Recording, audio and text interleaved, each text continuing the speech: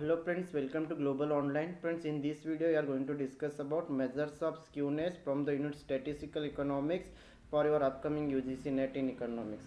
And if you want to join our crash course for UGC NET or SET in Economics for the year 2022, here you will get complete theory lectures, complete MCQs lectures, you will get mock tests on the entire syllabus, you will get notes on all the units, practice MCQ set is available. You can contact this number, you can send a WhatsApp message, you can comment on in this video also. So if you haven't downloaded our Global Online app yet, you can just go to the Play Store and you can download Global Online app. Then you can search UGC NET Economics, then you can access all the material here.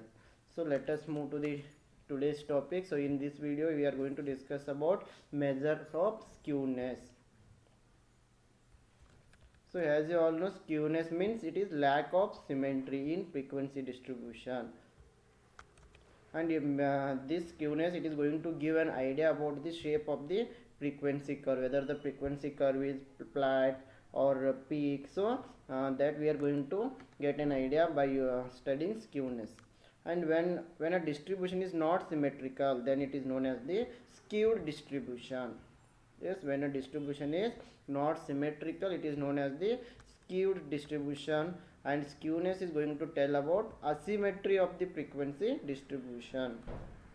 Then the skewness for a normal distribution is 0. Yes, please remember it. The skewness for normal distribution is 0, and any symmetric data should have skewness near 0. Then let us see types of skewness. Here the first one is perfectly symmetrical distribution. So in perfectly symmetrical distribution, the mean, and median are the same. So this you have to remember. In perfectly symmetrical distribution, mean and median are both are same, and in normal distribution, mean is 0 and the variance is 1. And in this case, normal distribution will be bell shaped. So here, because mean, median and mode all are equal. So in the case of symmetrical distribution, mean is equal to median and median is equal to mode. So here the curve will be bell shaped. So this is known as the perfectly symmetrical distribution. This is also known as the normal distribution. So here the curve is bell shaped. And so here mean, median, mode all are equal. So next let us see positively skewed distribution. So in case of positively skewed distribution, here the curve is having tail on its right side. So the value of skewness for a positively skewed distribution is greater than 0. Then in this case, mean is greater than median, median is greater than mode. Yes, please remember it. And the curve will be right tailed.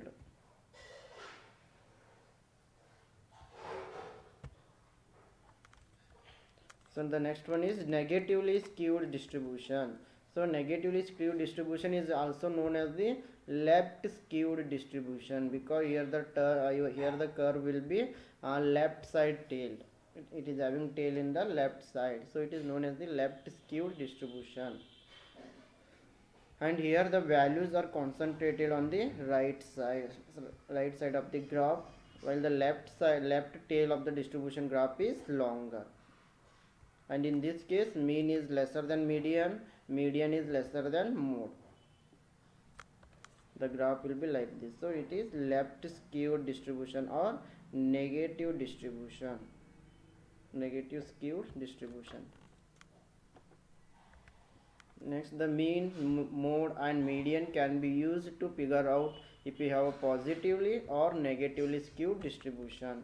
So if the mean is greater than mode, then distribution will be positively skewed. And if the mean is less than mode, then the distribution will be negatively skewed. And if the mean is greater than median, the distribution will be positively skewed. And if the mean is less than median, the distribution will be negatively skewed. Yes, please remember these 4 points.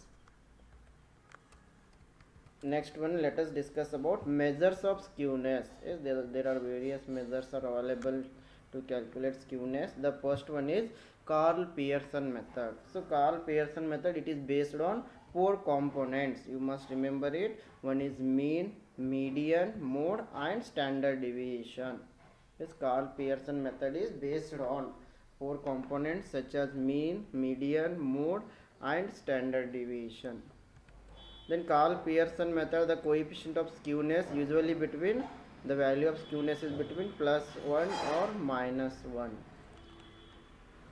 And if the mode is ill, then the value of skewness lies between +3 or -3 when the mode is ill. So the formula to calculate the skewness is here according to Karl Pearson method, Sk is equal to mean minus mode, and the coefficient of skewness is Sk is equal to mean minus mode divided by standard deviation. So he used all the four components, mean, median, mode and standard deviation. And if the mode is ill, when the mode is ill, Sk is equal to 3 into mean minus median, when the coefficient of skewness will be 3 into mean minus median divided by standard deviation. So you must remember these formulas. Sometimes you may expect question on these formulas also. So the next method to calculate skewness is Bowley method. So Bowley method, it is based on only on median. Yes, please remember. Then Bowley used first quartile and third quartile. First quartile is denoted by Q1 and the third quartile is denoted by Q3. Then Bowley method is also called quartile method of measuring skewness. Then Bowley method is also called quartile method of measuring skewness. Then here the formula is Sk is equal to Q3 plus Q1 minus 2m. Yes, Sk is equal to Q3 plus Q1 minus 2m. And here to calculate coefficient of skewness, Q3 plus Q1 minus 2m divided by Q3 minus Q1.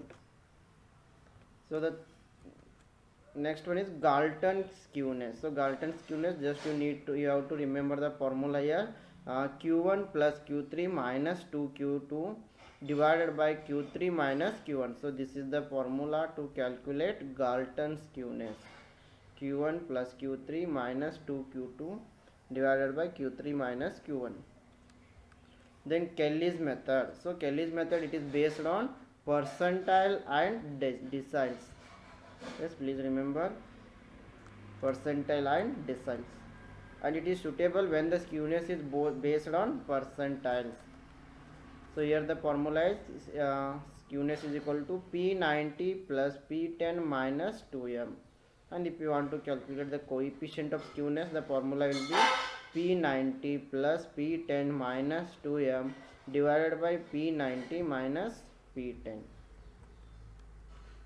So next let us discuss about types of kurtosis. So first one here, the first one is Lepto-kurtic. So Lepto-kurtic means the frequency curve has long tails and high peak. Then it is known as the Lepto-kurtic. So here Lepto-kurtic means too much concentration on the items near the center. And the distribution is positive excess kurtosis is called Lepto-kurtic. Yes, please remember in case of Lepto-kurtic the distribution will be positive.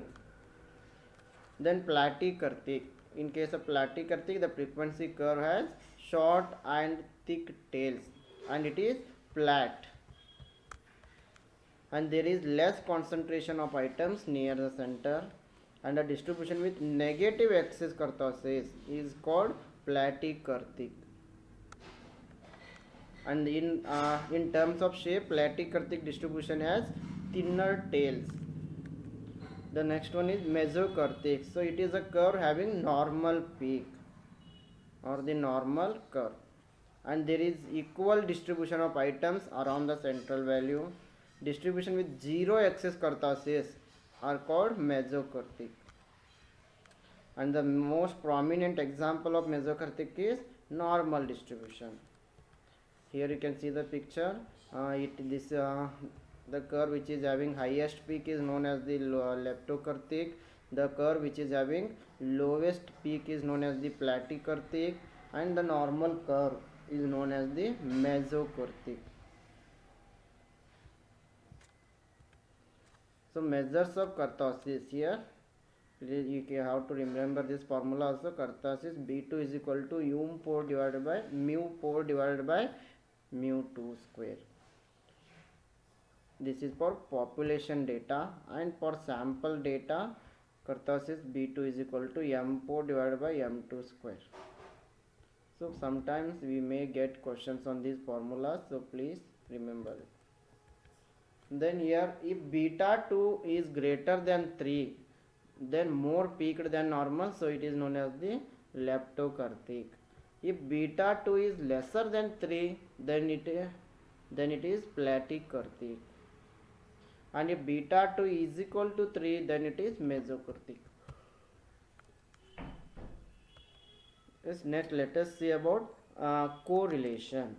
So correlation means it is showing the relationship between two or more variables, in which direction both the variables are moving. For example, price and demand. So when price increases, demand decreases. Price decreases, demand increases. Price and supply both will move in the same direction. So the direction of the two variables we can study by using the correlation. There are various types are there. The first one is positive correlation. Positive correlation means here both the variables are moving in the same direction. For example, when price increases, supply also increases. When price decreases, supply will decrease. So this is known as the positive correlation. Two variables are moving in the same direction. Yes, it means when one variable increases, other variable also increases. When one variable decreases, other variable also decreases. Yes, an example, price and supply, demand and advertisement. When advertisement cost increases, demand for the good also increases. When advertisement cost decreases, demand for good also decreases. So it is known as the positive correlation. The next one is negative correlation. So in case of negative correlation, two variables are moving in the opposite direction. So when one variable increases, other variable decreases, and vice versa. So here an example is price and demand. Yes, when price of the good increases, the demand for the good will decrease, and when price of the good decreases, demand for the good will increase. So such a relation is known as the negative correlation. And the third one is no correlation, or it is also known as the zero correlation. When there is no relationship between two variables, it is termed as no correlation. There is no relationship between your pocket money and my expenditure, so it is known as the zero correlation. For example, there is no relationship between amount of tea drunk and level of intelligence. It is known as the no correlation or zero correlation, because there is no any relationship between amount of tea drunk and intelligence. So here you can see the picture of all three. It is positive correlation, means both the variables are moving on the same direction. So here the points lie close to a straight line which has a positive gradient, and it shows that when one variable is increasing, other variable is also increasing. So when it comes to negative correlation, the points lie close to a straight line which has a negative gradient. So here when one variable increases, other variable decreases. So it is negative correlation. So when there is no any relationship between two variables, it is known as the no correlation. For this, there is no pattern to the points. This shows that there is no connection between the two variables. So it is known as the no correlation. The next one is perfect positive correlation.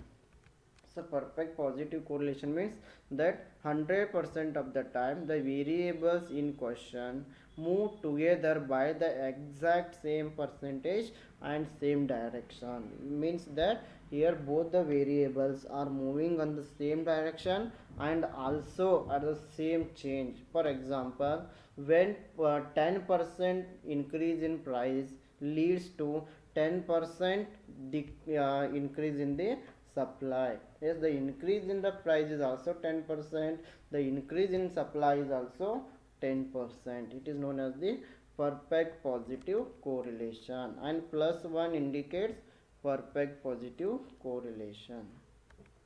Then perfect negative correlation, here also both the variables are moving in the opposite direction, that is also at the same rate. For example, when 10% increase in price leads to 10% decrease in the demand, so it is known as the negative correlation. Here -1 indicates perfect negative correlation.